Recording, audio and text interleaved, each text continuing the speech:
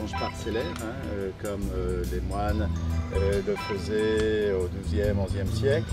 On est ici et on va aller ici, qui est la parcelle qui est en train d'être vendangée aujourd'hui.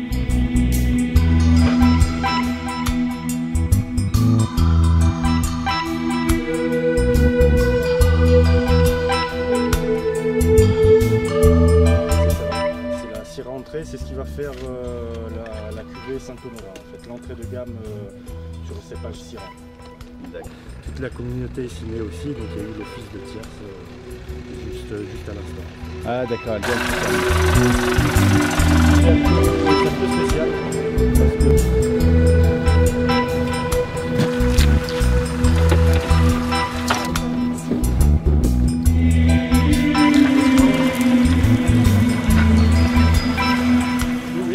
c'est pas compliqué, hein. On explique, on montre, et puis après, au niveau de la tâche, à la queue, là, vraiment la tâche, voilà. Okay. Ne pas se couper le doigt, pas faire comme moi. Voilà, là, ça c'est un raisin qui est vraiment très sain. Là, vous voyez, il n'y a pas de pourriture, il n'y a rien. Donc, cette année, on a une vendange assez saine. Quand vous voyez, vous avez des grains comme ça qui sont déshydratés, desséchés. Et ça c'est très bon, c'est comme le raisin de Corinthe, c'est du raisin sec, ouais. Très sucré. C'est très très bon, ça on le garde. Je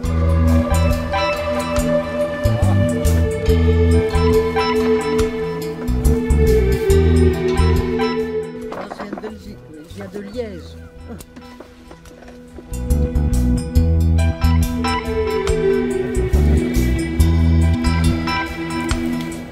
Ça c'est de la belle grappe. Ah, cette année c'est très très sain, il n'y a pas pratiquement rien à enlever. C'est de qualité extrême, on cherche toujours la maturité maximum du raisin. Et on a des vins qui font entre toujours pratiquement 14, 14,5 d'une façon tout à fait naturelle. On n'arrive pas à baisser le degré parce que le soleil nous donne tout ce qu'il faut. On a une terre généreuse. On a un drainage formidable, on a un sol géologique qui est bien, les plaques tectoniques sont verticales, donc ça descend chercher où ça veut, et on a une source naturelle qui vient de Créolière. On a plein de choses ici qui sont... Et la vigne ici pousse 5-6 cm de plus par jour que sur d'autres terres. Voilà. C'est Saint-Honorat qui tire les lianes. Voilà.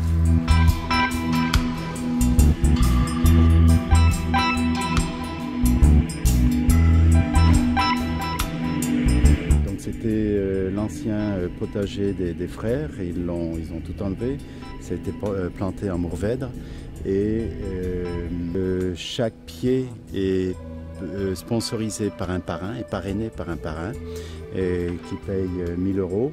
Il a sa plaque de mise sur le pied de vigne. Donc la totalité des sommes reçues, que ce soit du parrainage ou que ce soit aux enchères, est versée à 10 associations différentes. Cette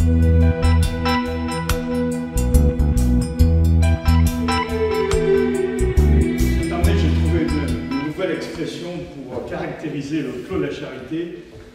C'est travailler plus pour servir plus. Donc le concept du Clos de la Charité, c'est un outil pédagogique pour montrer qu'il y a plus de joie à donner qu'à recevoir. Donc les moines donnent leur terrain, leur savoir-faire, leur argent, leur temps, et on invite les parrains, parrainer les plans à hauteur de 1 000 € le plan minimum, et on donne tout à une dizaine d'associations qui s'occupent des plus pauvres, dont en gros les associations, c'est à Cannes, j'avais faim, Cannes, ville richissime par excellence, mais il y a aussi de la pauvreté, des morts de la rue dans le Var, on finance un programme humanitaire au Vietnam pour nourrir les enfants correctement, donc il y a des analyses qui sont faites. La promotion de la vie monastique aussi dans des pays en voie de développement, sachant que quand la vie monastique se déploie, il y a toujours du développement économique et social qui se fait autour, parce que il y a des soins, il y a de l'éducation. Donc voilà, toutes des œuvres de développement qui se font à partir du Clos de la Charité et de ces dizaines d'associations qu'on aide finalement. Donc on veut en faire un concept un peu international, de renommée internationale.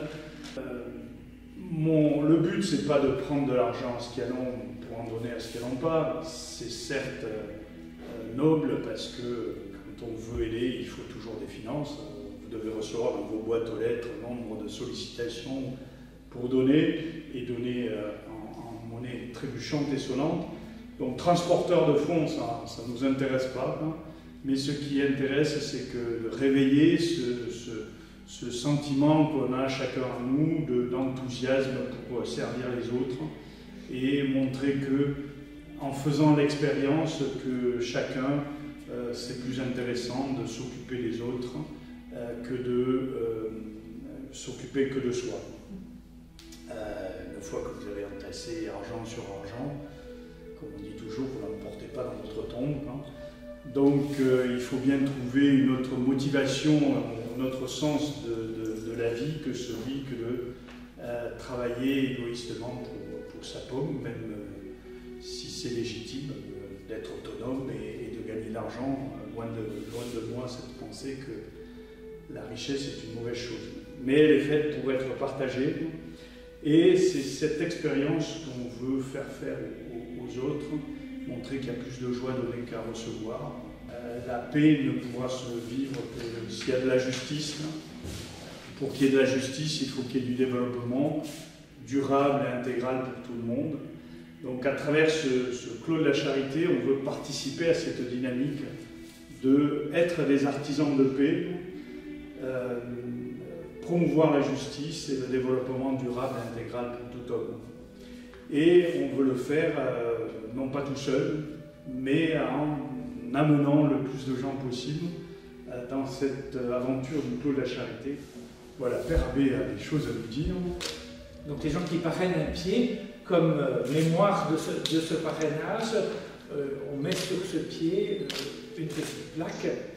Moi, ce qui me semble important, et ce qui est une vraie difficulté, c'est pas seulement que les gens donnent de l'argent, mais en plus de cet argent, comme beaucoup de ces associations sont locales et que ça se veut quelque chose de pédagogique, le Clos, il y a aussi le grand désir que les parrains et les bienfaiteurs entrent en contact avec les gens des associations et pourquoi pas aident ces associations autrement qu'en donnant de l'argent. Parce que pour construire une société plus humaine, c'est pas seulement le don d'argent qui sert, c'est aussi le don que se font les personnes réciproquement de leur temps et de leur bienveillance. Je pense qu'il y a une chose qu'il faudrait qu'on leur précise, il y en a qui le savent, d'autres pas, c'est que quand on parraine un pied, on n'est pas propriétaire ni du pied, ni de ce que produit le pied. C'est-à-dire que si le pied produit 3 kg de raisin, on ne va pas venir chaque année réclamer 4 bouteilles de vin. C'est-à-dire on fait vraiment don. On appelle ça parrainage parce que pour qu'il y ait un lien assez soutenu entre le concept et pour montrer qu'on est heureux de donner ce qu'on... Et puis il y a vraiment l'idée, on aurait pu, ça parce qu'il y a beaucoup de monastères qui font ça, ou une activité qui rapporte de l'argent et de dire on en prend une certaine partie qu'on donne. Mais nous on a voulu développer quelque chose d'un peu plus important, j'allais dire pour promouvoir une espèce de mouvement des gens qu'on arrive à toucher pour s'impliquer. La pureté du concept, on le doit au Père Abbé. Moi qui suis un brigand, j'avais prévu de garder 30% pour les toitures. Pour le parrainage, il y a des parrainages collectifs. Par exemple, les clés d'or. Oui, les concierges des hôtels, c'est une association qui a parrainé un pied. Mais se donner, ça ne nécessite pas de l'argent. Donc c'est vraiment ça qu'il faut mettre en avant. Avant de mettre dans les chiffres, c'est rentrer dans cette dynamique de don de soi gratuit.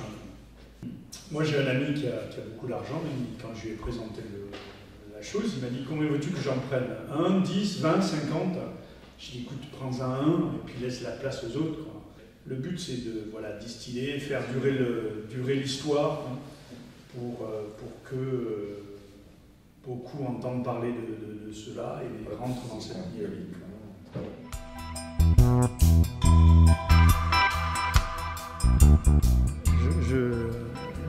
L'homme est foncièrement fait pour vivre ensemble, et pour pouvoir vivre ensemble, il faut apprendre à partager, à s'aider les uns les autres, et comme ça la vie est belle.